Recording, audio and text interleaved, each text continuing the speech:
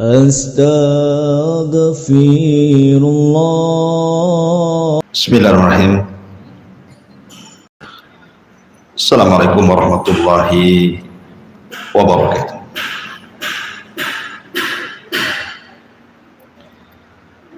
Alhamdulillah wassalatu wassalamu ala rasulillah wa ala alihi wa sahbihi wa mawalah wa la hawla wa la quwata illa billahi wa ba'd. Baik, kita lanjutkan kajian kita, masih membahas tafsir dari surat-surat pendek dalam juz Amma. Dan pagi ini kita akan membahas surah At-Tariq. Surah At-Tariq ini di dalam tertib Al-Quran dia masuk pada surat ke-86 dengan jumlah ayat 17, jumlah kalimat 61, jumlah huruf 254, dan dia adalah surah dari surah-surah Makkiyah, artinya turun sebelum hijrah Nabi sallallahu alaihi wa ala alihi wasallam. Dinamakan surah ini surah At-Tariq karena memang ada lafaz di dalam permulaan surat sebutan kalimat At-Tariq. Makanya kemudian nama suratnya juga disebut At-Tariq. Kita akan masuk pada tafsir singkat dari surah At-Tariq ini.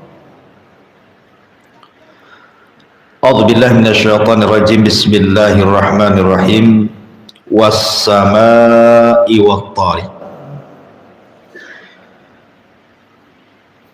Was-samaa' wat-tariq. Demi langit dan yang datang di malam hari. Wa ma adraka mat-tariq. Dan tahukah kamu apa yang datang pada malam hari itu? An-najmu as-sakit, yaitu bintang yang bersinar. In kullu nafsin lama atau lamma 'alaiha hafid. Ada dua bacaan, bisa tanpa tasdid. In kullu nafsin lama 'alaiha hafid, atau in kullu nafsin lamma 'alaiha hafid. Bisa dengan tasdid, bisa tanpa tasdid. Setiap orang pasti ada penjaganya. Falyanzuril insanu mimma khuliq. Maka hendaklah manusia memperhatikan dari apa dia diciptakan. Khuliqa min ma'in dafiq. Diciptakan dari air mani yang terpancar. Yakhruju min baini sulbi wat tara'ib, yang keluar di antara tulang punggung dan tulang dada. Innahu ala raj'ihi laqadir. Sungguh Allah benar-benar kuasa untuk mengembalikan hidup setelah kematian. Yauma tublas sarair, pada hari ditampakkan segala rahasia. Fama lahu min quwwati wala nasir. Maka manusia tidak lagi mempunyai satu kekuatan dan tidak pula ada pertolongan. Was-samaa'i dzatir raj'i, demi langit yang mengandung hujan. Wal ardi dzatis sad'i, dan demi bumi yang menumbuhkan tumbuh-tumbuhan. Innahu laqaulun faslun, sungguh Al-Quran benar-benar pemisah antara hak dan yang batil. Wa ma huwa bil hazl, dan Al-Quran bukan main-main.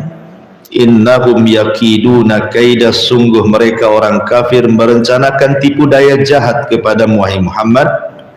Wa akidu kaida, dan aku pun membuat rencana yang sama. Famahilil kafirina amhilhum ruwaida, karena itulah berilah penangguhan kepada orang-orang kafir itu, berilah mereka kesempatan untuk sementara waktu. Taib. Di sini Allah Subhanahu wa taala bersumpah dengan dua sumpah di permulaan surah At-Tariq. Pertama dengan sama langit dan juga dengan At-Tariq. Apa itu Tariq? Nanti kita jelaskan.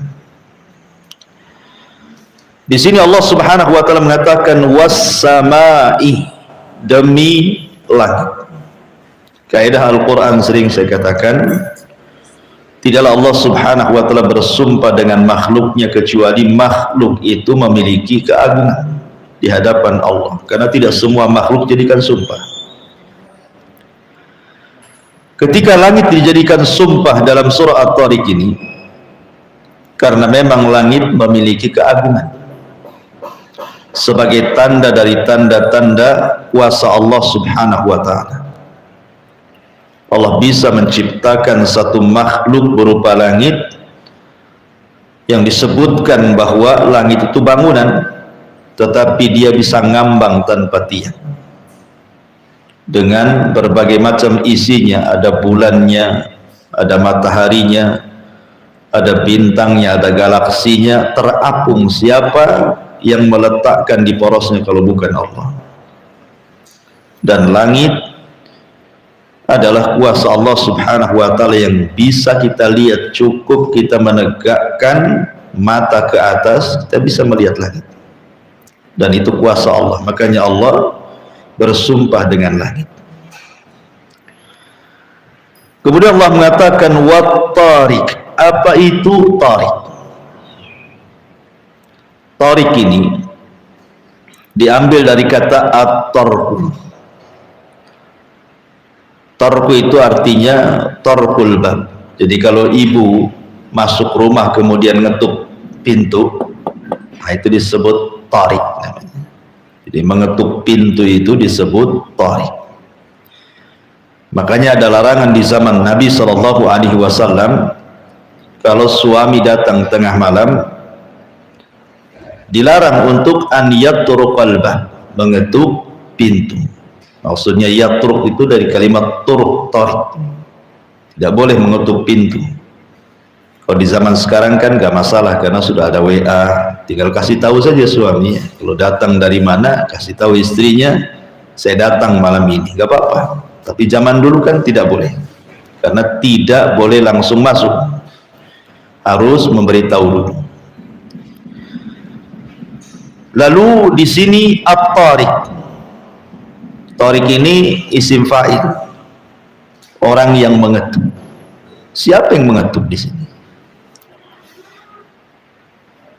Dan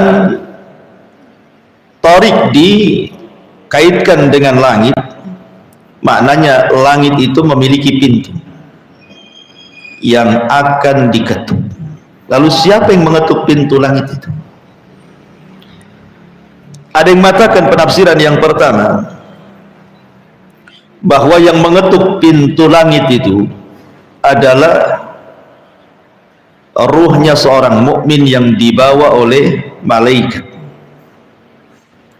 Dalam hadis Bara bin Azib yang sangat panjang, Nabi SAW menceritakan tentang ruhnya seorang mukmin apabila dicabut, kemudian diletakkan di kain kafan dari sorga, wewangian dari sorga oleh malaikat rahmat, kemudian diangkat ke langit, kemudian mengetuk langit pertama dan dibuka pintunya, langit kedua dibuka pintunya, langit ketiga sampai ketujuh, kemudian berjumpa dengan Allah, dan Allah katakan letakkan catatan amalnya di tempat yang paling tinggi dan kembalikan ruh ke dalam jasadnya.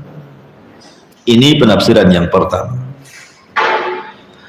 Penafsiran yang kedua, at-tariq adalah Nabi sallallahu alaihi wasallam sendiri saat peristiwa Isra dan Mi'raj, di mana Nabi sallallahu alaihi wasallam naik ke langit, kemudian ditemani oleh Jibril dan mengetuk pintu langit. Kemudian penjaga pintu langit mengatakan, "Man, siapa kalian?" Maka Jibril mengatakan, "Saya Jibril." "Waman ma'aka, dan siapa yang bersamamu?" Kata Jibril, "Muhammad." "Awa qad uhiya ilaih, apakah sudah diperintahkan dia boleh naik?" Kata Jibril, "Ya." Maka dibukalah pintu langit pertama, berjumpa dengan Adam.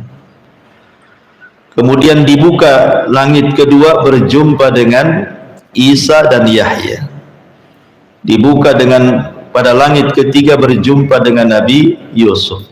Kemudian pada langit keempat berjumpa dengan Nabi Idris. Kemudian langit kelima berjumpa dengan Harun. Langit keenam berjumpa dengan Musa, dan langit ketujuh berjumpa dengan Ibrahim. Kemudian melesat sampai di Sidratil Muntaha. Artinya tariq di sini adalah Rasul sallallahu alaihi wasallam.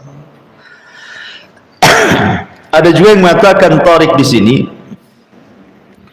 artinya malaikat yang mengangkat amal-amal kebaikan,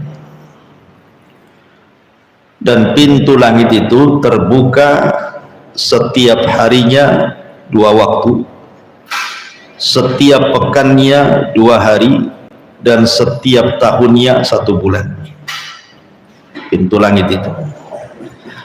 Adapun setiap harinya 2 waktu, di waktu subuh dan asar.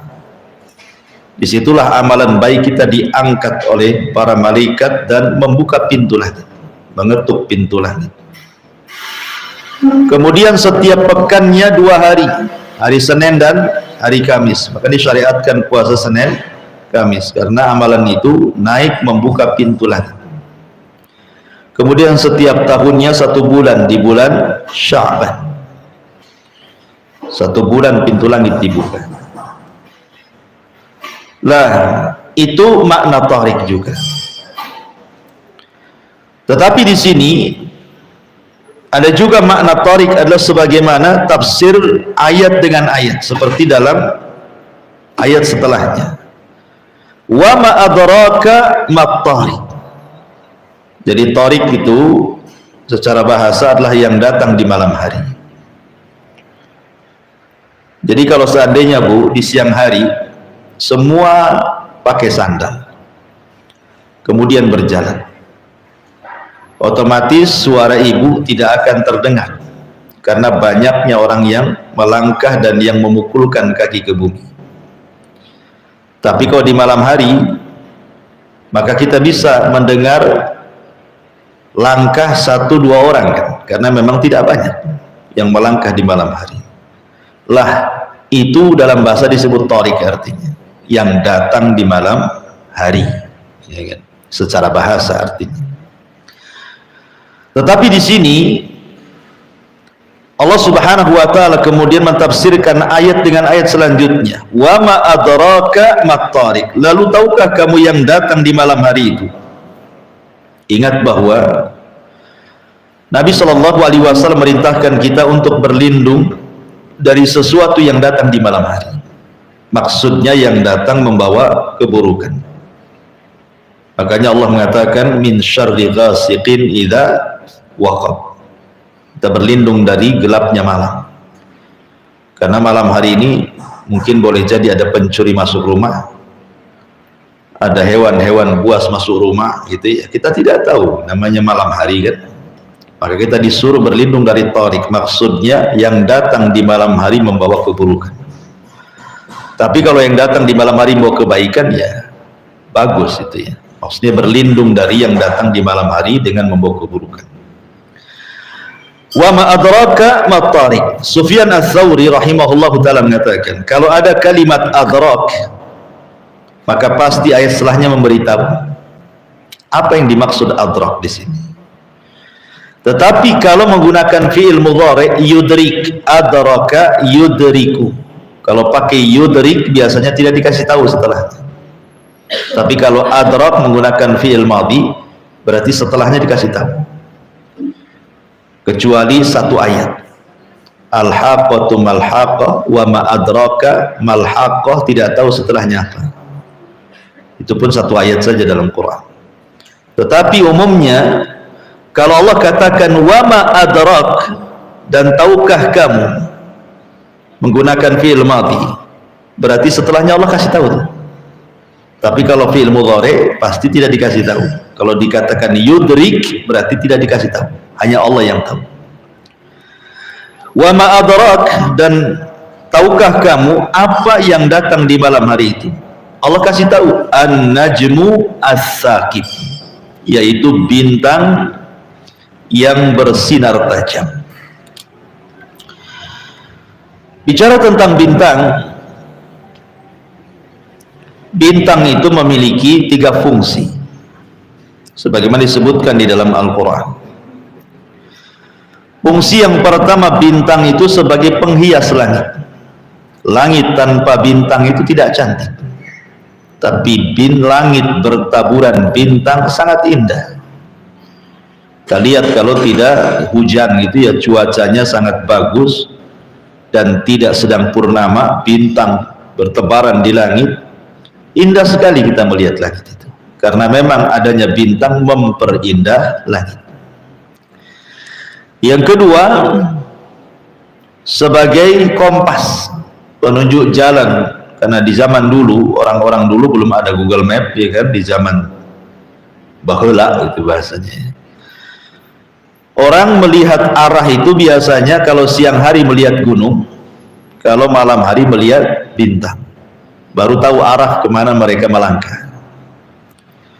Terutama para nelayan yang ada di lautan, sebelum ada kompas maka mereka akan melihat arah bintang, berarti tahu kemana mereka pulang. Kalau di malam hari dan mereka sedang di daratan pasti melihat gunung. Itu orang dulu begitu kompasnya. Kecuali di padang pasir dan bawa unta, untanya yang jadi kompasnya, karena unta itu dia tahu jalan pulang walaupun 1 kali lewat.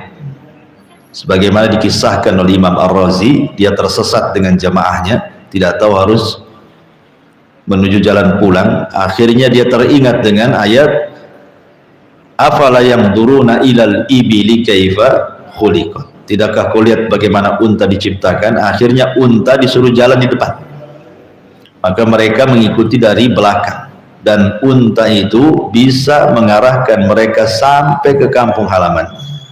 Dia tahu cara pulangnya itu. Padahal padang pasir itu tidak bisa dibedakan, namanya pasir, gundukannya, warnanya, nggak ada tanda. Lain kalau di jalan sini, oh ada Indomaret, oh di sini ada rumah sakit, oh, kita kasih tanda kan, oh di sini ada rumah warna hitam, nah, senang kan itu. Di padang pasir apa yang mau dikasih tanda? Mau digaris pasirnya, ada angin ketimbun lagi lah garisnya, jadi susah kan. Makanya orang dulu pakai unta kompasnya, karena unta itu tahu jalan pulang walaupun bekas pijakannya sudah tertimbun lagi oleh tanah. Jadi yang kedua, bintang itu bisa dijadikan kompas. Dan yang ketiga, Allah fungsikan bintang itu sebagai rujuman lisyayatin, melempar setan-setan yang naik ke langit untuk mencuri dengar. Di sini Allah Subhanahu wa taala mengatakan wa ma adraka mat-tariq an-najmu tsaqib. Jadi penafsiran yang keempat, dan ini tafsir ayat dengan ayat, yang dimaksud tariq adalah an-najmu tsaqib. Semua bintang itu disebut at-tariq. Tapi ada juga yang mentafsirkan lain bahwa tariq di sini artinya nama bintang. Ada bintang namanya tariq.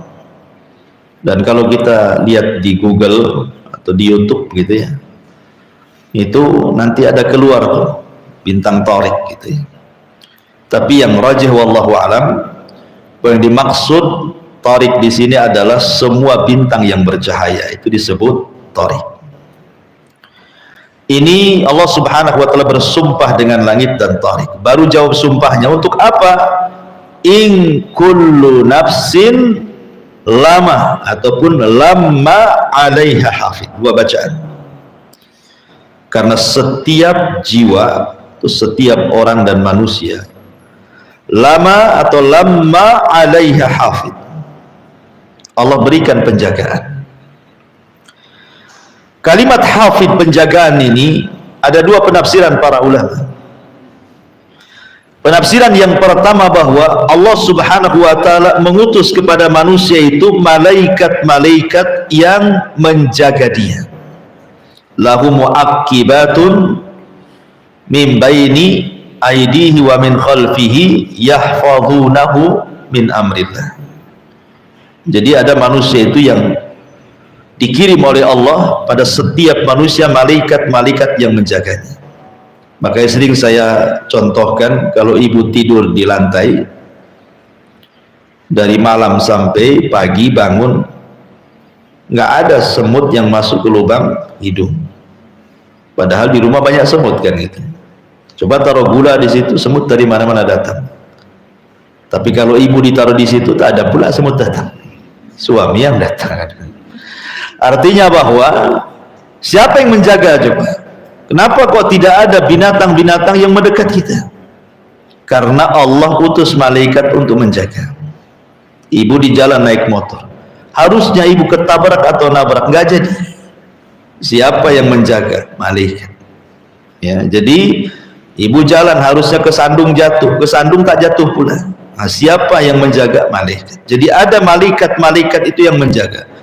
Walaupun manusia itu kufur kepada Allah, tetap dia dijaga. Itulah rahmannya Allah itu, kasih sayangnya Allah kepada manusia, tetap mengutus malaikat-malaikat penjaga.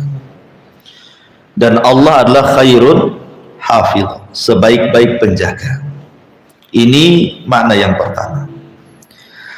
Makna yang kedua, hafidh di sini artinya Allah mengutus malaikat-malaikat yang tugasnya mencatat dan menghafal setiap ucapan manusia.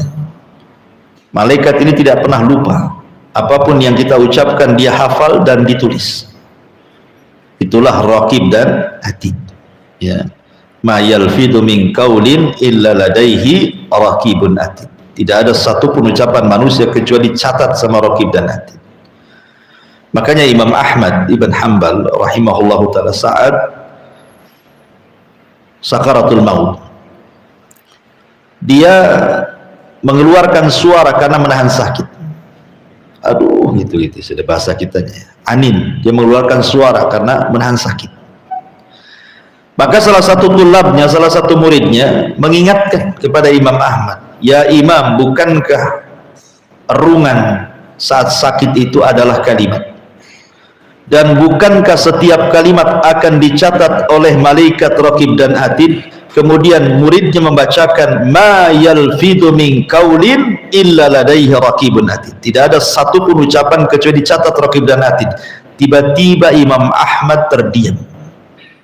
Dia menahan rasa sakit tetapi tidak mengeluh sampai dia meninggal. Karena dia takut itu dicatat oleh raqib dan atid, dan itu bagian daripada keluhan saat sakaratul maut. Bayangkan ya, seorang Imam Ahmad saat meninggal saja, demi supaya tidak dicatat kalimat aduhnya itu saat menahan sakit, dia berusaha untuk diam saja, karena dikhawatirkan itu bagian dari kalimat dicatat malaikat raqib dan atid dan dipertanggungjawabkan nantinya kan itu. Nah, kalau kita enggak sudah meraung-raung gitu ya, bukan aduh lagi, teriak-teriak sampai tetangga panik, ada apa orang itu, padahal kegunting kuku saja. Jadi ini kalimat yang kedua, hafid di sini artinya malaikat-malaikat yang hafal dengan ucapan, setiap ucapan yang kita keluarkan kemudian dicatat dan kelak akan dihisab di hadapan Allah Subhanahu wa taala. Ini makna yang kedua daripada kalimat hafid. Dari sini menunjukkan Allah Subhanahu wa taala ingin mengingatkan kepada kita untuk jangan sembarangan melakukan sesuatu dan jangan sembarangan mengatakan sesuatu. Karena semua ucapan manusia itu ada tiga. Satu yang mengandung dosa tetap dicatat, satu yang mengandung pahala tetap dicatat, satu yang tidak mengandung dosa ataupun pahala tetap juga dicatat. Tiga-tiganya dicatat. Yang mengandung dosa ya dicatat, yang mengandung pahala dicatat, yang tidak mengandung dua-duanya pun tetap dicatat. Makanya hati-hati dalam bicara, jangan asal ngomong. Apalagi di zaman sekarang, orang itu kadang-kadang mulutnya diam, tapi yang bicara itu tangan, nulis status, copy paste, nyebar hoax, ya kan, fitnah orang. Tulisan tangan, ucapan tangan itu lebih jahat dibandingkan ucapan lisan. Kalau kita berjumpa dengan orang yang tadinya mau ngomong sesuatu, itu kadang nggak jadi. Segen, awalnya sudah dirangkai di rumah, awas nih kalau saya ketemu saya akan ngomong begini. Pas ketemu, kadang-kadang nggak terucap tuh kalimat itu. Tapi kalau ibu menghantam orang lewat tulisan, lewat status, lewat WA grup, macam-macam ditulis di situ, betul-betul dikeluarkan isi jantung dia, ya kan?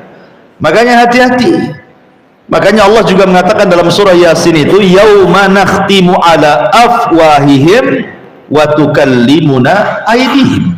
Pada hari kami kunci mulut, yang bicara tangan, ya kan? Artinya tangan itu bisa bicara. Kalau di dunia ya bicaranya dengan cara nulis, itu ngetik sana sini atau copy paste atau nge-share sesuatu kan. Hati-hati, baik lisan ataupun tangan, karena in kullu nafsin lamma 'alaiha hafid, karena setiap manusia itu ada penjaganya. Kemudian Allah mengatakan falyanzuril insanu mimma khuliq, falyanzuril insanu mimma khuliq, maka hendaklah manusia memperhatikan dari apa dia diciptakan. Di sini jawab qasam yang kedua, manusia diingatkan oleh Allah Subhanahu wa taala agar jangan sampai sombong, gitu maksudnya. Jangan sampai sombong manusia. Yang sombong itu hanya Allah saja. Manusia tidak berhak sombong. Makanya sebagai bentuk mengingat bahwa manusia itu tidak boleh sombong, diingatkan falyanzuril insan mimma khuliq. Hendaklah manusia itu memperhatikan dari mana sebenarnya dia diciptakan itu. Saya teringat dengan ucapan seorang alim namanya Malik ibn Dinar. Malik ibnu Dinar. Malik ibn Dinar ini suatu ketika lewat padanya seorang wali Basrah, pemimpin Basrah, namanya Halab bin Abi Sufrah. Halab bin Abi Sufrah ini termasuk jenderal, pemimpin perang gitu ya. Lah Halab bin Abi Sufrah ini berjalan dengan cara membusungkan dada lewat di hadapan Malik ibn Dinar ini. Tiba-tiba kemudian kata Malik ibn Dinar ini, janganlah kau berjalan seperti itu. Itu jalan yang tidak disukai Allah. Kamu jangan berjalan seperti itu, membusungkan dada. Itu jalan seperti itu tidak suka Allah, katanya. Lah Halab ibn Abi Sufrah ini disangkanya Malik ibn Dinar ini tidak kenal sama dia. Makanya dia ngomong begitu. Karena Malik ibn Dinar kan orang biasa, alim, ya seorang alim. Sementara yang satu ini seorang penguasa. Jadi seolah-olah Halab menyangka bahwa Malik ibn Dinar nggak kenal dia. Kok berani dia ngomong begitu? Ya. Maka Halab ini mengatakan kepada Malik ibn Dinar, ata'arifuni, tidakkah kenal siapa aku, katanya. Maka kata Malik ibn Dinar mengatakan, bahkan saya paling kenal siapa dirimu, katanya. Kemudian kata Malik ibn Dinar, dia mengatakan, mau tahu siapa dirimu? Maka dia mengatakan, dirimu adalah terlahir dari dua lubang najis, kemudian dari sperma yang sangat kotor, kemudian setelah engkau dilahirkan kau pun membawa kotoran di perutmu, kemudian setelah engkau mati, kalau engkau tidak dikafani, tidak dimandikan, tidak disolatkan, begitu saja jasadmu, maka jasadmu akan membusuk. Itulah kamu, katanya. Jadi dia ingatkan, kamu ini siapa gitu. Kamu ini hanya orang yang keluar dari dua lubang, dua-duanya tempat najis ya. Baik dari ayah atau ibu kan itu, dua-duanya tempat najis. Sperma keluar dari suaminya, kemudian setelah dia lahir dari lubang farji kemaluan ibunya, dua-duanya tempat najis. Diingatkan, kamu ini siapa, dan kau tercipta dari air yang hina, air sperma. Kemudian setelah kau jadi manusia, di perutmu itu bawa najis, bawa kotoran. Dan setelah kau mati jadi bangkai, kalau nggak ada yang ngurus, jadi bangkai kau di situ. Baru kemudian dia mengatakan, oh betul juga katanya. Kata Halab ibn Abi Sufrah, langsung terdiam. Maka manusia itu jangan pernah menyombongkan diri di hadapan siapapun, karena kesombongan itu adalah ridanya Allah, selendangnya Allah subhanahu wa ta'ala. Kemudian Allah subhanahu wa ta'ala mengatakan, falyanzuril insan mimma khuliqa mimma indafiq. Dia diciptakan dari air mani yang terpancar, yakhruju min bainis sulbi wat taraib, yang keluar di antara punggung laki-laki dan tulang dada perempuan. Ma'asyiral muslimat yang dimuliakan Allah subhanahu wa ta'ala, kita tahu bahwa ketika seorang laki-laki melakukan hubungan dengan pasangannya, seorang suami melakukan hubungan dengan istrinya, kita tahu bahwa seorang suami ketika menabur benih kepada seorang wanita itu kan jumlahnya bisa ratusan juta benih kan, ada yang mengatakan 200 juta benih atau berapalah. Tetapi kan dari benih-benih itu tidak semua jadi kan. Dari 200 juta benih itu yang satu, cuman yang satu yang jadi kan. Artinya apa? Artinya Allah subhanahu wa ta'ala memilih kita dari 200 juta itu. Ada enggak Batam ini penduduknya 200 juta? Enggak ada. Dengan Tanjung Pinang pun tak ada. Satu Kepri pun mungkin tak ada 200 juta. Kalau seandainya Allah takdirkan yang 200 juta itu hidup semuanya, berarti kan banyak manusia itu. Tetapi ketika yang 200 juta itu tidak hidup, kok ibu yang hidup? Berarti ibu itu dipilih oleh Allah dari 200 juta itu maksudnya. Allah ingatkan itu nikmat. Makanya di sini Allah mengatakan khuliqa mimma indafiq. Kita loh dipilih oleh Allah dari 200 juta itu. Yang lain tidak hidup, kita pula dihidupkan. Ini nikmat dari Allah. Maka ingat nikmat itu. Jangan sampai kemudian melupakan orang yang memberikan nikmat, tiba-tiba sombong pula di hadapan orang zat yang memberikan nikmat kepada kita. Tidak mau berdoa kepada Allah, tidak mau beribadah kepada Allah, sombong pula dia. Padahal Allah telah memilih kita dari 200 juta itu, yang keluar dari antara tulang punggung laki-laki atau sulbi dan tulang dada perempuan. Maka di sini sekali lagi bahwa Allah subhanahu wa ta'ala hendak mengingatkan soal siapa kita ini. Wallahu akhrajakum min butuni ummahatikum la ta'lamuna syai'a, kata Allah. Allah yang mengeluarkan kalian dari perut ibu kalian, tidak tahu apapun. Pertama bayi lahir itu mata pun tidak melihat, telinga pun belum mendengar gitu ya. Kemudian mulut pun belum bisa bicara, badan pun belum bisa bergerak, otak pun belum ada. Kemudian besar sedikit mulai matanya melihat, kemudian telinganya mendengar, kemudian mulai latihan bicara, kemudian diberikan akal pikiran, cerdaslah jadi profesor, jadi insinyur, jadi dokter, jadi ini semua loh karunia Allah, bukan dari kita. Lalu apa yang disombongkan di hadapan Allah Azza wa Jalla?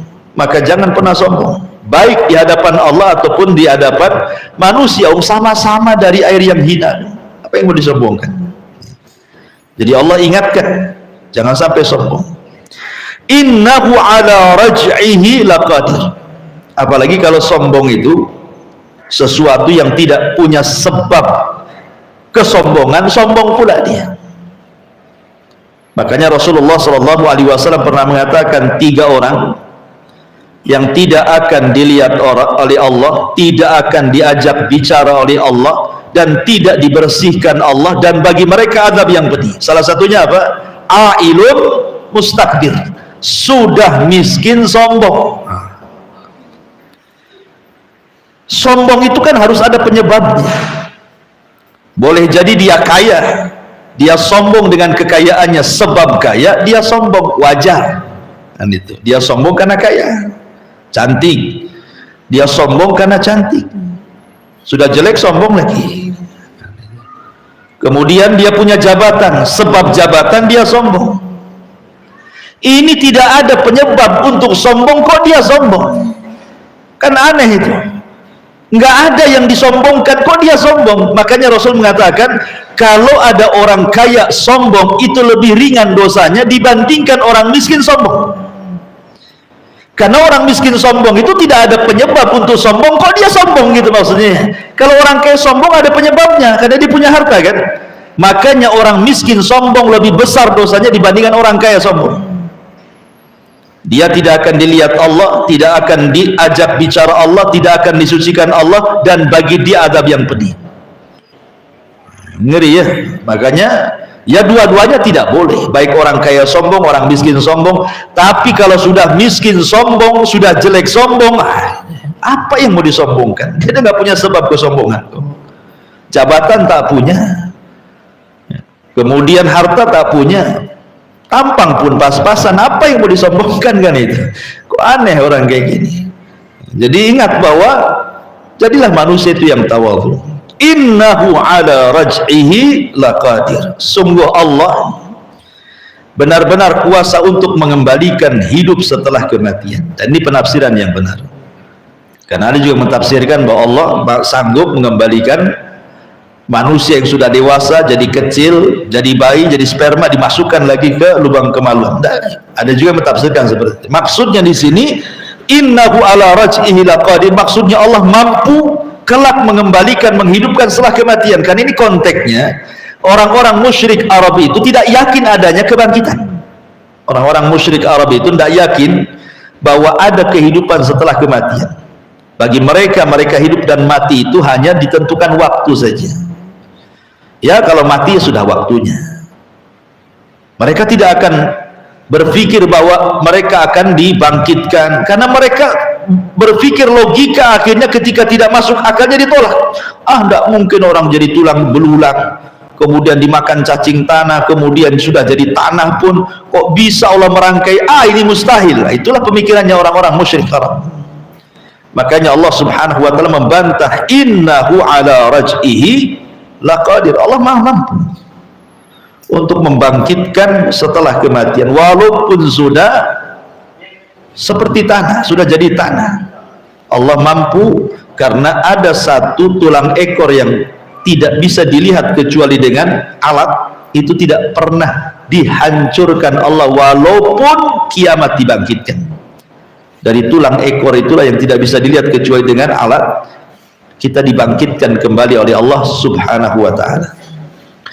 Kemudian Allah mengatakan yauma tublas sarair, dan setelah dibangkitkan yauma tublas sarair, pada hari kelak, pada hari kiamat, semua rahasia akan tampak. Di dunia Bu, kalau ibu tidak suka dengan orang pasti disembunyikan, orang tidak tahu.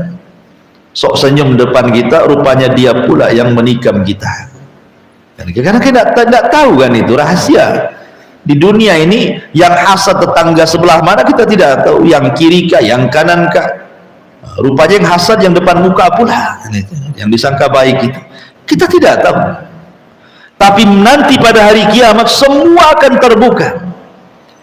Hatinya orang-orang kafir dari kekafirannya akan terbuka, kemunafikannya orang munafik akan ketahuan, imannya orang yang beriman akan ketahuan, ikhlasnya orang yang ikhlas akan ketahuan, riyanya orang yang riya akan ketahuan. Semua akan dibongkar. Yauma tubla sarair la yakhfa alaikum khafiyah.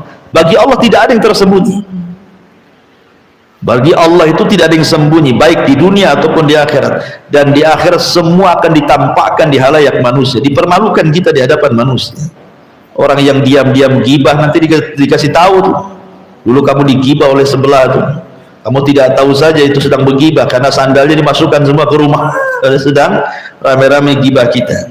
Yauma tublas sarair fama lahu min quwwati wala nasir. Maka manusia tidak lagi mempunyai satu kekuatan dan tidak pula penolong. Di dunia kalau ada masalah cari pengacara, cari lawyer, cari orang kaya, cari backingan tentara, polisi. Iya di dunia. Di akhirat mana ada? Backingannya cuma amal saja. Amal kita lah backingan kita. Makanya ketika Nabi SAW mengumpulkan semua kerabatnya sampai mengatakan, ya Fatimah binta Muhammadin salini masyiti fa innila ugni anki minallahi syai'a. Hei Fatimah, mintalah dari dunia aku kasih, tapi untuk keselamatan di akhirat aku tidak bisa jamin. Padahal Fatimah anak Nabi. Hei Sofiyah, ammatu Rasulillah, bibinya Nabi, aku tidak bisa menjamin keselamatan kau di akhirat. Hei Abbas, pamannya Rasul, aku tidak bisa menyelamatkan kamu di akhirat. Itu yang jelas-jelas keluarga Nabi. Ada hubungan kedekatan dengan Nabi. Kita kenal siapa Fatimah, siapa Sofiyah, siapa Abbas, tapi Rasul tidak bisa memberikan pertolongan kepada mereka. Memang ada syafaat. Ya, memang ada syafaat di pada hari kiamat. Itu ada syafaat. Syafaatnya Allah, syafaatnya para malaikat, syafaatnya para nabi, syafaatnya para syuhada, syafaatnya anak-anak soleh, syafaatnya orang-orang yang baik dengan kita dari orang-orang soleh. Tetapi syafaat-syafaat itu tidak berguna kalau kita tidak punya amal. Tidak ada gunanya. Orang kafir tidak dapat syafaat karena tidak punya amal mereka.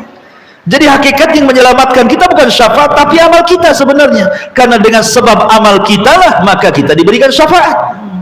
Ya. Makanya di sini fama lahu min quwwati wala nasir, artinya yang menyelamatkan kita adalah amal kita. Kemudian Allah mengatakan was-sama'i dzatir raj'i. Kembali Allah bersumpah, ini sumpah kedua kalinya.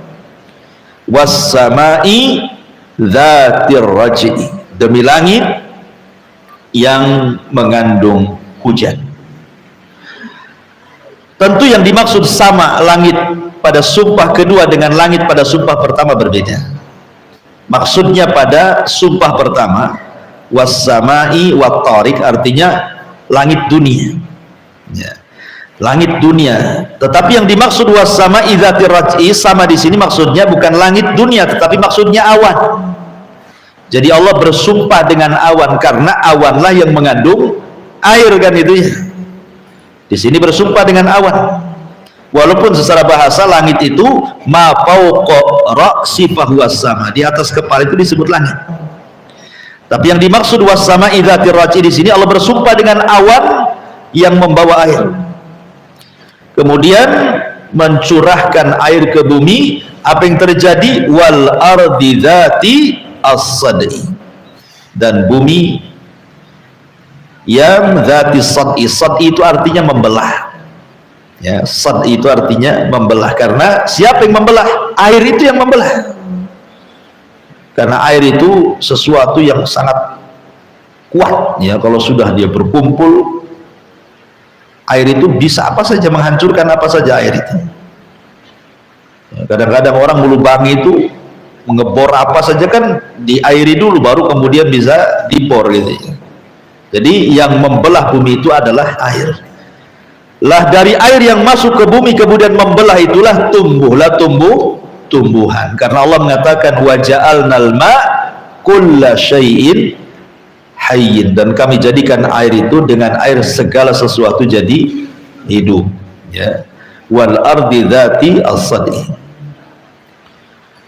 Di sini baik air berupa hujan, ini kan cerita hujan. Kalau yang pertama cerita air sperma, kan itu ya. Kalau ini kan cerita air hujan, dua-duanya datang dari Allah. Baik sperma ataupun air hujan, dua-duanya datang dari Allah. Air sperma menyebabkan hidupnya manusia, adapun hujan menyebabkan kehidupan bagi manusia. Ya. Jadi kalau sperma menyebabkan hidupnya manusia, kalau air hujan menyebabkan kehidupan bagi manusia, rizki bagi manusia. Sebab adanya beras, adanya tepung, dan adanya makanan yang kita makan itu kan dari air awalnya. Kalau nggak ada air gersang, mana tumbuh tuh tumbuh-tumbuhan kan? Dan dua-duanya datang dari Allah Azza wa Jalla. Dan Allah mengatakan innahu laqaulun fasl.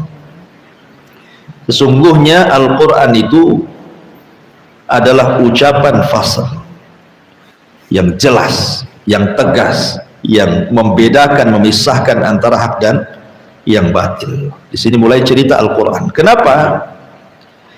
Di sini Allah mengatakan innahu laqaulun fasl, karena orang-orang musyrik Arab itu apabila kemudian Nabi SAW menyampaikan Al-Quran soal kiamat, soal alam barzah, soal alam kebangkitan, manusia dikumpulkan di padang mahsyar, ada hisab, ada mizan, ada suhub, sampai kepada ada surga neraka, mereka mengatakan seolah-olah Muhammad sedang main-main, ya. Muhammad ini seolah-olah sedang bercerita, sedang mendongeng. Makanya Allah mengatakan innahu laqaulun faslun wa ma huwa bil hazl. Quran itu benar-benar adanya dan dia bukan main-main. Tidak ada cerita dalam Al-Quran itu main-main. Semua benar dan semua akan terjadi.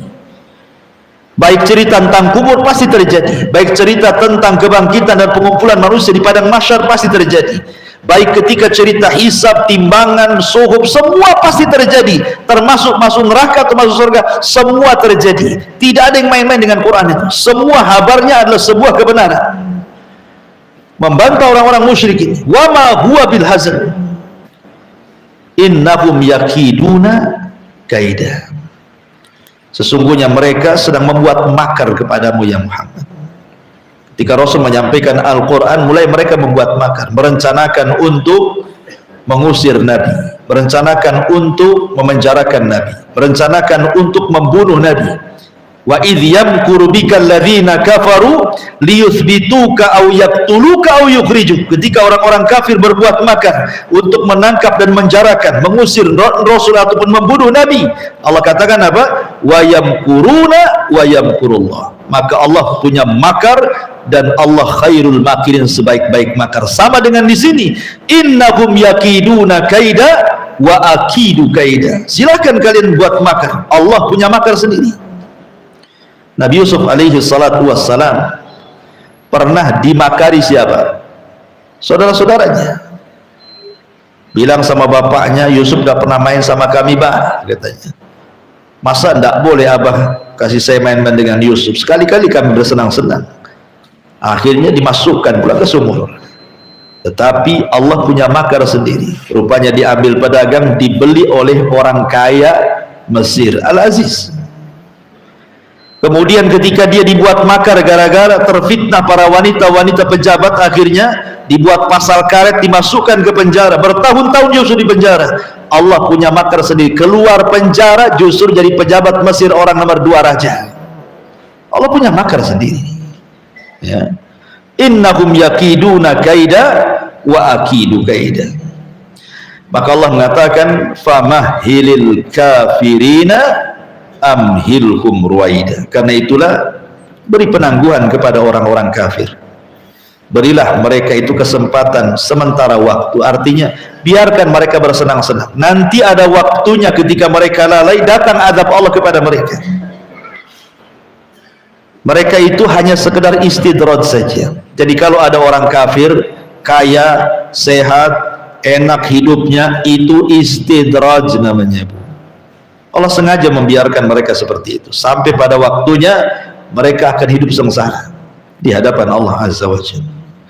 Famahilil kafirin amhilkum ruwaida.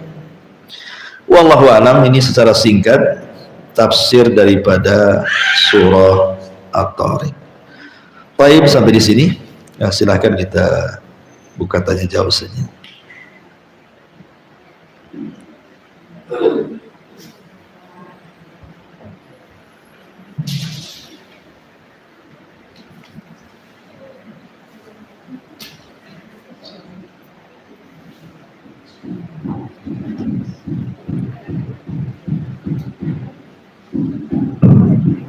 Bismillah, Assalamualaikum Ustaz. Waalaikumsalam warahmatullahi wabarakatuh. Pada ayat yang keempat Ustaz, Iya. in kullu nafsin lamma 'alaiha hafidh. Tadi pembahasannya pada perkataan kalimat hafidh yang pertama Ustaz katakan Allah memerintahkan malaikat untuk menjaganya. Dan tadi Ustaz jelaskan juga bahwa ketika kita tidur, ketika kita di jalan, Allah menyelamatkan kita dengan segala hal yang membuat kita celaka. Yeah. Yang Anda tanyakan Ustaz, ketika di perjalanan ya Ustaz terjadi kecelakaan, atau kita juga di rumah terkadang lagi jalan biasa kita terjatuh, apakah saat itu Allah meninggalkan apakah saat itu malaikat meninggalkan kita tidak menjaga, atau karena dosa kita Ustaz yang membuat kita jadi celaka atau terjadi demikian? Iya, alhamdulillah. Ya, kalau seandainya terjadi kecelakaan itu memang sudah takdir Allah.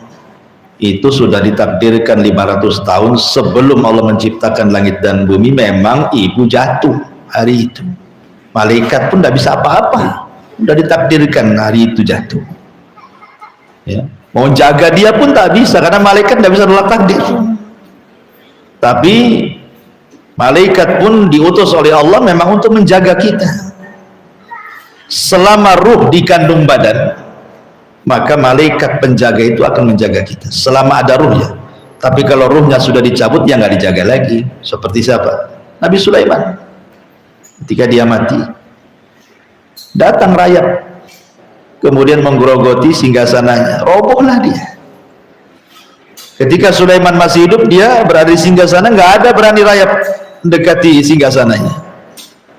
Tapi setelah dia mati, siapa yang bisa jaga? Datang rayap di mana-mana. Kemudian memakan singgasananya, kan gitu, karena dari kayu, roboh dia.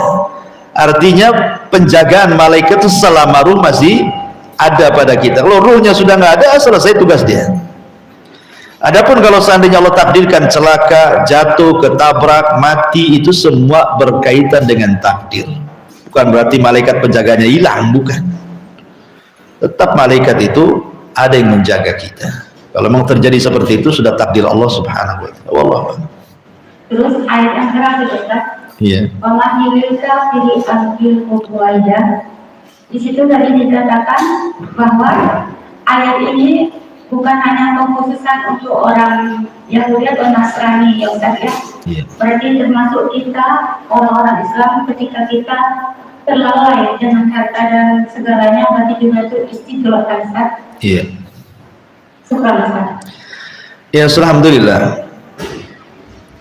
Ketika manusia kufur kepada Allah, dia tidak sholat, dia tidak puasa, dia tidak sedekah, tapi kok hidupnya yang nampak ya, ingat yang nampak. Kita kan bisa melihat hanya yang nampak saja, kok senang. Padahal hakikatnya dia tidak senang. Kita aja yang nampak dia senang. Hakikatnya itu tidak senang. Banyak masalah yang kita tidak tahu. Kita hanya melihat dohirnya saja. Makanya ketika Allah Subhanahu wa ta'ala mengatakan jama'a amalan wa addadah yahsabu anna malahu akhlada. Apabila orang-orang yang mengumpulkan harta, maka dia pasti menghitung-hitung harta, maka pasti orang mengira dia itu tidak pernah mati. Orang yang mengira dia tidak pernah mati, tetapi kematian sudah ditakdirkan bagi dia, kan? Maksudnya orang mengira dia tidak mati karena biasanya orang yang punya harta awet muda, kok nggak tua-tua dia, karena sering ke salon, kasih silikon, ya kan, suntik sana sini, usia 60 tahun kok kayak 30 tahun, iyalah dia punya duit. Orang mengira dia muda terus, kan gitu. Coba dia susah, 30 tahun macam 70. Stres kan itu ya, udah jatuh semua. Jadi orang mengira dia yang mengira manusia seperti itu, kan ya, seolah-olah dia awet muda karena punya harta. Tidak ada yang awet muda itu, awet tua ada. Artinya bahwa kematian sudah ditakdirkan. Bahkan di zaman sekarang ini beda dengan di zaman dulu. Tidak melihat umur di zaman sekarang orang mati itu. Karena di zaman sekarang justru yang muda lebih cepat mati, kan itu, dibandingkan yang tua. Karena yang bisa naik motor itu yang anak-anak muda. Nenek-nenek mana bisa naik motor? Makanya dia hidup dia karena nggak mana-mana kan. Yang ketabrak di jalannya anak-anak muda tuh. Artinya bahwa kematian itu sesuatu yang ditakdirkan. Cuman kita melihat dia kayaknya senang. Tidak, semua sudah ditakdirkan. Celakanya sekian, bahagia sekian sudah ada. Dan itu bentuk istidraj sebenarnya. Istidraj itu sengaja Allah membiarkan. Dan itu juga bentuk rahman Allah sebenarnya. Bahwa Allah itu Maha Ar-Rahman, Maha Pengasih. Pengasihnya Allah itu kalau Ar-Rahman mencakup mumin dan kafir, tapi kalau Rahim khusus mumin saja. Ya. Walaupun dia maksiat tetap saja Allah kasih rezeki dia. Tapi bukan berarti kemudian dia dapat rahim, tidak, dia dapat rahmannya saja. Hanya di dunia saja maksudnya. Di akhirat dia akan diazab. Bahkan sebelum diazab di akhirat, di dunia sudah diazab. Banyak orang yang kematiannya kita lihat aja kasihan. Kadang-kadang orang kaya nggak pernah sholat ya kan, ketika sakit dibuat lama sakitnya. Ya, ketika kemudian dia sakit banyak dicabut nikmat padanya, ketika dia nazak malaikat sakaratul maut datang pun kadang berbulan-bulan matinya, koma baru dia mati, disiksa kadang-kadang. Ya, pamahilil kafirin amhilhum ruwaida, nampak aja dia senang. Di dunia ini kan sebentar saja sebenarnya kan, hitungan waktu. Apalagi umur umat manusia itu cuman berkisar antara 60 sampai 70 tahun saja. Artinya kalau sekarang ibu-ibu yang sudah usia 40, di atas 40 tahun atau sudah mendekati 50 tahun, kan tinggal sebentar aja tuh. Karena kan 60 sampai 70 kan, ya sisa berapa puluh tahun siap-siap aja lah, beli kapling di Tamiang. Artinya bahwa semua sudah ditakdirkan. Ingat, semua sudah ditakdirkan Allah. Kembali ke takdir juga bicara. Tapi istidraj itu adalah tipu daya Allah kepada mereka. Mereka hendak menipu Allah, rupanya Allah menipu mereka. Dan mereka sedang membuat makar, lari dari tanggung jawab mereka kan, dari kewajiban Allah. Padahal Allah sedang menipu mereka.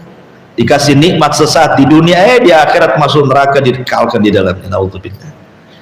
Wallahu a'lam. Iya. Assalamualaikum warahmatullahi wabarakatuh. Waalaikumsalam. Ada pernyataan, bukan penelitian, tapi ada seorang astronom Cina dalam waktu belakangan ini, dia mengaku mendengar letupan di luar angkasa. Kemudian saat dia kembali ke bumi, dia cari tahu ternyata terdapat di dalam Al-Quran surat At-Tariq ini, dan dia bilang, oh itu bintang meletup, katanya begitu. Dan pas waktu itu dia dilunakkan tubuh Islam dan dia malam gitu ya Ustaz. Yeah. Nah artinya yang mau saya tanyakan ini kan ada beberapa tafsir nih tentang At-Tariq. Ternyata dapat dari seorang ilmu astronom itu tentang bintang meletup tersebut gitu. Nah bagaimana sikap kita dengan tafsir-tafsir yang sebelumnya? Ya ada Ustaz yang sudah sampaikan. Ya benar kan, tadi saya katakan tadi salah satu tafsirnya adalah ada bintang namanya At-Tariq. Bintang At-Tariq ini dia mengetuk-ngetuk pintu langit. Makanya saya suruh tadi lihat di Google ini kan, ya ada tuh bintang yang mengetuk-ngetuk, namanya Tariq bintang itu. Ya kalau seandainya dihubungkan dengan cerita astronom tadi dari Jepang itu, ya benar. Artinya ini termasuk i'jazul Quran namanya. I'jazul Quran itu keajaiban Al-Quran. Keajaiban Al-Quran. Sebelum orang meneliti itu, Quran sudah bicara gitu maksudnya. Dan bagi kita walaupun tidak diteliti, kita yakin Al-Quran itu benar semua. Bagi kita loh ya, walaupun tidak ada penelitian. Seperti mamanya kita katakan bahwa air ini kalau kita bacakan Quran jadi obat. Nggak diteliti pun obat bagi kita. Kita yakin dia obat. Nggak perlu orang Jepang meneliti rupanya ada kepadatan molekul sehingga menjadi detox. Nggak perlu. Ya. Kita yakin itu selesai. Sami'na wa ata'na. Karena semua yang dihabarkan oleh Al-Quran atau hadis Nabi yang sahih itu adalah sebuah kebenaran. Kalau memang kemudian teruji kebenaran itu, berarti semakin menguatkan Al-Quran, dan itu bagian i'jaz namanya. Kehebatan dan keajaiban rahasia di balik Al-Quran. Ya, jadi makna tarik itu ya memang ada bintang-bintang yang mengetuk, namanya tarik gitu. Bintang-bintang yang tawarik, yang suka mengetuk-ketuk pintu langit. Ya itulah mungkin yang didengar oleh astronom tadi kan, dari Jepang tadi. Allahu a'lam. Wah ya.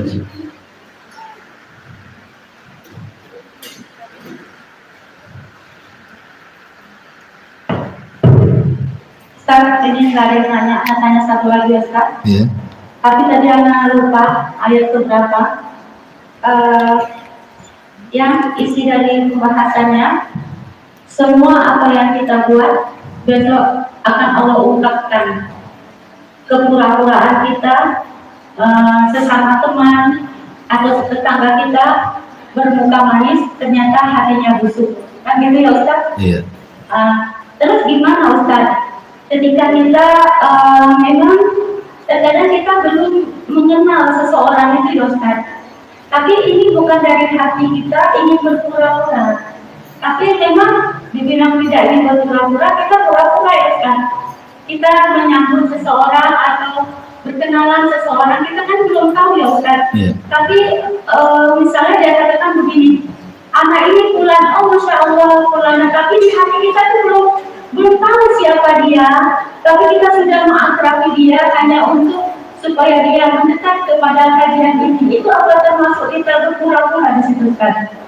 Kita kena nggak di dalam penjabaran ayat ini kan? Tidak. Dalam bahasa Arab itu ada namanya mujamalah. Mujamalah itu terkadang kita perlu pura-pura. Seperti contoh, Nabi SAW sedang berdua dengan Aisyah radhiyallahu anha. Datang orang munafik dari kejauhan. Apa kata Rasul? Bi'sa'ahul asyirah, sejelek-jelek orang itu yang mau datang ke sini. Rasul ngomong sama Aisyah, datang orang munafik dari kejauhan. Kata Rasul sama Aisyah, ya Aisyah, bi'sa'ahul asyirah, sejelek-jelek manusia itu dia tuh, itu yang mau datang. Habis itu datang Nabi SAW justru senyum, ramah sama dia. Aisyah heran loh, tadi dia bolos buruk-buruk orang dia, setelah ketemu kok senyum Nabi kan. Itu namanya mujamalah. Terkadang diperlukan hal yang seperti itu. Sebab kalau seandainya orang itu jelek, langsung kita bermuka jelek, apa bedanya kita dengan dia? Kan harus dibedakan antara khabith dan thayyib, antara yang baik dengan yang jelek kan harus dibedakan. Kenapa kita ini diajarkan akhlak? Supaya kita dibedakan antara mukmin dan kafir. Kita ini diajarkan akhlak. Ya. Dan bahkan akhlak itu jadi dominan dalam Islam itu. Bahkan seorang thalabul ilmi itu justru ilmu itu sepertiga, 2/3-nya akhlak. Jadi mujamalah itu tidak apa-apa. Mujamalah, tapi dalam rangka kebaikan ya, bukan mujamalah itu dalam rangka keburukan. Ya, umpamanya berkawan baik, ya pokoknya senang sumringah, rupanya ujung-ujungnya memang niatnya mau pinjam duit. Itu lain ceritanya. Itu mujamalah yang nggak bagus lah kan itu ya. Jadi maksudnya di sini mujamalah itu maksudnya bersikap ya so akrab so apa untuk kebaikan, nggak apa-apa. Untuk kebaikan, dan ini tidak termasuk di sini. Walaupun tublas sarair ya maksudnya akan ditampakkan nanti pada hari kiamat, yaitu sebuah kebaikan, itu maksudnya, bukan sebuah keburukan. Tidak ada masalah. Wallah, baik. Iya. Nah, sambungan dari pertanyaan Umi barusan Ustaz. Iya. Terkadang di masyarakat kita ini Ustaz, kalau bisa biasakan seperti itu, ada yang berkata itu penjilat atau munafik itu Ustaz. Itu bagaimana kita menyikapinya Ustaz? Penjilat gimana maksudnya? Ketika kita bertemu dengan orang itu bermuka dua seperti dengan pemimpin gitu ya Ustaz ya. Kadang-kadang kalau seperti ulama, seperti yang berilmu, kan nggak langsung menegur gitu ya Ustaz ya. Atau dia mendiamkan dulu apa yang diperbuat oleh pemimpin gitu ya Ustaz ya. Iya. Nunggu ada saatnya dia berbicara, kita bisa waktu yang tepat. Tetapi yang menengok di luar, mereka kan mengira seperti itu Ustaz. Ya kan penilaian manusia itu tidak perlu kita gubris lah, kan kita kembali ke niat kita saja. Innamal a'malu binniyat. Semua itu kan tergantung kepada pribadi kita. Niat kita ini maksudnya mujamalah kepada orang itu apa? Kalau niat kita kebaikan tidak perlu menggubris, jangan mencari keredoan manusia dengan kemurkaan Allah. Gak apa-apa kita cari redho Allah, murka manusia, tapi jangan mencari redho manusia dengan murkanya Allah. Ya, jangan dibalik gitu maksudnya. Tidak ada masalah itu. Yang penting niat kita kan baik. Orang mau nuduh kita ini penjilat, mau menuduh kita bermuka dua, terserahlah. Saya nggak ada niat ke situ kok. Jadi itu kembali kepada hati kita sebenarnya. Karena yang dilihat kan hatinya, bukan perbuatannya. Innallaha la yanzuru ila suwarikum wala ila amwalikum walakin yanzuru ila qulubikum wa a'malikum. Allah tidak melihat rupa, bentuk, harta. Yang Allah lihat itu hati dulu, baru setelah itu amalnya. Wallahu a'lam. Ini boleh Ustaz? Boleh, 3 kali lagi juga boleh. Mumpung hujan kan. Iya. Ustaz mau tanya, ada seorang yang soleh yang baru kita ketahui kesolehannya setelah dia meninggal. Dan bagaimana nasihat kata mana hati ini terlalu apa ya, jadi mencari semua tentang dia, orang yang sudah meninggal dan soleh itu ya. Untuk apa mencari tentang dia? Dia penasaran gitu kan, Ingin ditiru atau ingin diapa? Ya, Atau pengen tahu saja? ingin tahu, ingin ditiru habis itu, dan memang dia kembali ke sunnah dan Al-Quran dan sunnah gitu Ustaz. Tapi sementara kita punya suami yang tidak mau mendengar apa yang kita ceritakan, sementara kita ingin menceritakan kebaikan-kebaikan orang ini. Nah, apakah kalau saya bercerita selalu sama suami, kemudian suami cemburu, itu bagaimana sebaiknya Ustaz? Karena kan Yang diceritakan udah mati sudah meninggal. dan dia seorang ulama. Iya, boleh dibilang begitu Ustaz. Jadi suaminya pencemburu, berarti kayak unta. Unta itu pencemburu. Jadi kalau ada waktu-waktunya unta itu cemburu. Kalau ada saya mamanya mau merah susu unta betina, ketahuan sama jantan, bisa ditunjang kita itu. Jangan dekat-dekat istriku katanya. Sifat unta. Jadi kembali ke tema tadi. Jadi ya kalau memang suami tidak suka ya tidak perlu cerita. Titik. Kalau suami tidak suka.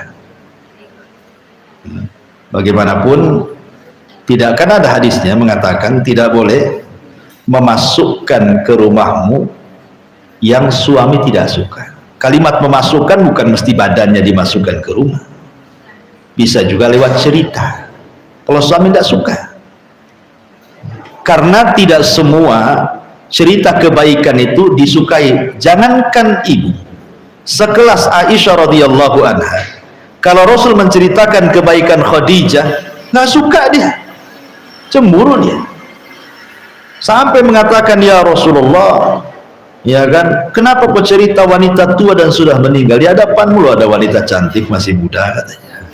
Ya Aisyah kan, ya itu Aisyah itu. Ya, makanya di sini juga harus dihindari kalau memang seorang janda atau seorang duda menikah dengan pasangan baru, jangan ceritakan yang lama, jadi konflik tuh nanti. Ya apa, jangan dibanding-bandingkan tuh lagunya apa. Jadi intinya bahwa boleh kita kalau dia suka boleh, nggak apa-apa. Contoh nih, Umar bin Khattab radhiyallahu an itu dikenal sebagai ahli sholat. Dikenal Umar bin Khattab itu sholatnya, karena masing-masing sahabat itu memiliki keunggulan ibadah masing-masing. Ada yang diunggulkan di jihad seperti Khalid bin Walid, ya kan? Ada yang diunggulkan dengan sedekah seperti Utsman, Abdurrahman, kan itu. Ada yang diunggulkan dengan hatinya seperti Abu Bakar, kejernihan hati. Lah Umar ini diunggulkan dengan sholat.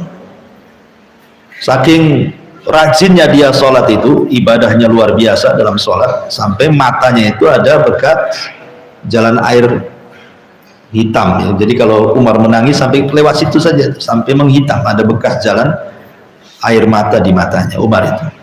Jadi ketika dia meninggal, ada anak muda itu hanya mendengar saja Umar itu ahli ibadah, tapi ibadahnya seperti apa dia tidak tahu, tapi ingin mencari-cari cemana Umar itu beribadah. Saya ingin meniru Umar. Harus mengorek ke siapa? Ya tidak lain dan bukan harus mengorek ke istrinya, ya kan? Yang tahu tentang Umar di rumahnya ya istrinya, tetangganya mana tahu. Sementara kalau dia bertanya dengan istrinya kan tidak bebas, asyik bertanya terus kan tidak bebas. Akhirnya anak muda ini menikahi mantan janda Umar yang paling tua, sudah nenek-nenek gitu ya. Jadi jandanya dinikahi padahal dia masih muda.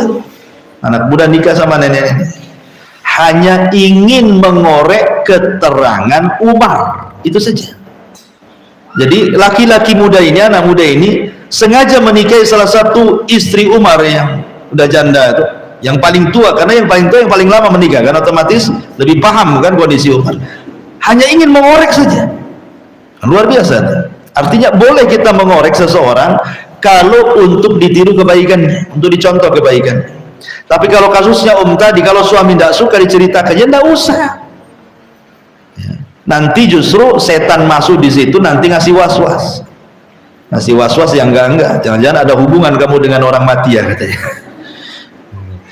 Jadi makanya kan sebaiknya kalau suami tidak suka ya tidak usah. Nah, titik lah. Wallahu a'lam. Wah iya. Baik, cukup. Subhanallah bihamdika, asyhadu an la ilaha illa anta, astaghfiruka wa atubu ilaik.